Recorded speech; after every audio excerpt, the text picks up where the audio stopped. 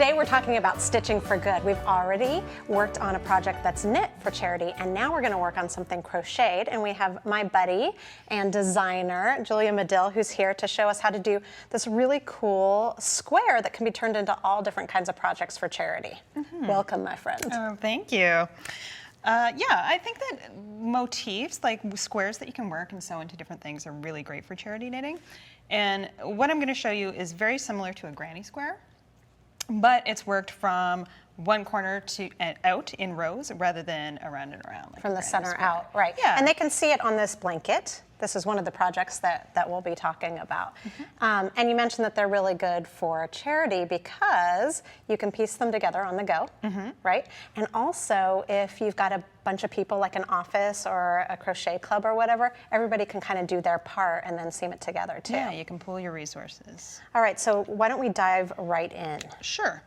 So I'm just going to demo the first few rows here, and then you can see how the pattern develops. So if you already know how to crochet a granny square, this is kind of the next step. It's just a little bit different. It's got a different look.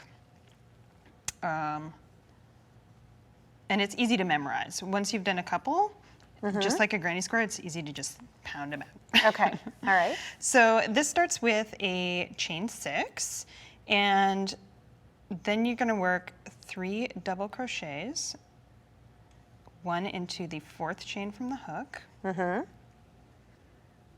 and 1 in each of the remaining chains. And that's your first row. Which is this on this chart. And these, we should just mention, these are symbols. What's great about crochet is if you don't enjoy the reading of the patterns, you can follow these symbols, and it's like a map. Yeah, I love the visual reference. I get lost in the words. So then you're going to turn, do a chain 3, which counts as a double crochet. Okay. And then I'm going to work 2 double crochets along the top of the previous row. And then that chain 3 that we missed in the foundation chain, I'm going to work into that space right there. Okay. I'm going to work 4. And this pattern will be available online. Bear with me a moment here. So you've just, this is the end of round, or This row is 2. row 2, yes. So Okay. now I'm going to turn, and it doesn't look like much of a square yet, but Let's show. trust me, it'll get It's a there. little square nubbin. Yeah. It's square with hope. When in you're its working heart. from the corner, you know, you only have a little tiny bit to look at first. But it's one of the things that makes this project cool is because you can make these as big or small as you need to for whatever you're going to do. Exactly. Customizable. So now I've turned. This is the beginning of row 3, chain 3, which counts as a DC. I'm going to do 1 DC.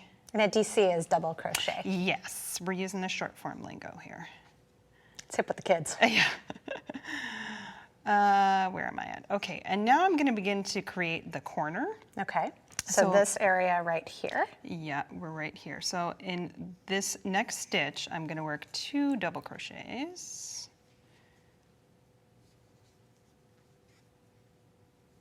Then a chain 2. And 2 double crochets, all in the same stitch. And so that's sort of getting me around the corner here. Right, and then let's show them what that looks like. So you can really see that that little space gives you a really defined corner. Yeah, we're starting to look more like a square. We're getting there. We're getting square. Okay, and then finish it off with 3 DCs. And now at the end of row 3 here, I'm gonna join a new color. So I'm working into the top of that chain 3, which we've established is essentially a DC. And when I come to the very end of my DC, when I still have 2 loops on the hook, I'm going to join my next color. Et voila. And that way you don't have to add any knots, which is great for later. Yes.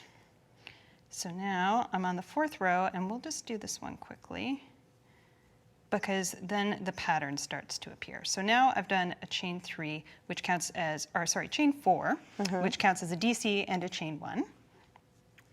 And I'm going to miss the first 2 DCs, so where I'm at, 1, 2, 3, and Or for us Americans, you're going to skip the first two. skip. Yes, I do use skip and I use miss. Julia's from interchange. Toronto. Yes, we'll have Canadian subtitles. It'll be That's so fun. funny. We'll just add "use" to things. Yes, unnecessarily. Now I've lost my place. Okay, now I'm working a cluster much like you would in a granny square, if you know how to do that. So I'm working 3 DCs in the same stitch, a 3 DC cluster, and then I'm going to work a chain 1. And now this chain 2 space I've got here, Which is right here in the chart. yeah, I'm going to work a corner again. So I've got a 3 DC cluster. Excuse me while I yank on the yarn here. That was your flare. Flare, yeah, it's a little finishing Little move. tug. And a chain 2. And I don't even think I need to go around the other side. We'll just get an idea here of the pattern establishing itself. So from here on in, the following rows are going to be basically the same. So now I've got my corner here, and I'm working a 3 DC cluster, chain 1, 3 DC, chain 2, 3 DC. So the following rows, you're going to be working those clusters in the spaces, and in the corner you'll have your 2 clusters and chain 2 spaces. So it'll just grow with these clusters. So as it gets bigger and bigger, you'll just have more clusters in between corners. Exactly. Each side of your 2 sides is going to get a little bit bigger. Right. It'll add 1 cluster. Right. Okay. Yeah. So Great. you can just keep going and going if you want, or you can stop after a few rows and seam together a lot of different motifs. Right. So if you keep going and going, like if you're in a groove and don't want to mess with that pesky seaming, you could just go and you can make your whole blanket just this one square. Or if you want to do the squares, you can also lay them out how you have, or I love doing this sort of thing. If you make a bunch of them, and especially when you've got different colors, different stripes, you can make all kinds of geometric patterns here. So if I put all of the row 1s in the center, now I've got a big square. You can add other squares facing a different way, making like squares upon squares.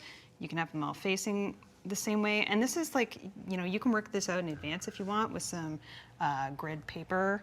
Or I like just playing around with the motifs when they're done. Just free-spirited. Just freestyle it, yeah. And then what else would we make besides a blanket with these? We want to give you this skill and set you on your way. What else could you do? Like you could probably piece them together this way and do a scarf. Yeah, you could definitely do a scarf. I have an example over here with like a dishcloth cotton. This one? So, and these are great, quick and easy projects that people sell at bazaars to raise money. Which is another great thing that we shouldn't gloss over. We think of charity as giving money, giving the project away, but really making things and then selling them and donating the cash to the organization is great too. So, dishcloths are, in fact, great. You could do it with a nice little homemade soap if you wanted, or whatever. The other thing that we should also point out, you showed it here, you've got a bigger one here, which we kind of touched on earlier. But then you've also got a wee one, and I know that I've designed a couple hats this way, but you could sew a bunch of these together to make, maybe like a band of a hat and then pick it up and crochet or knit or do a bunch of other stuff. Really, the possibilities are endless. These are just building blocks. Yeah. Thank you.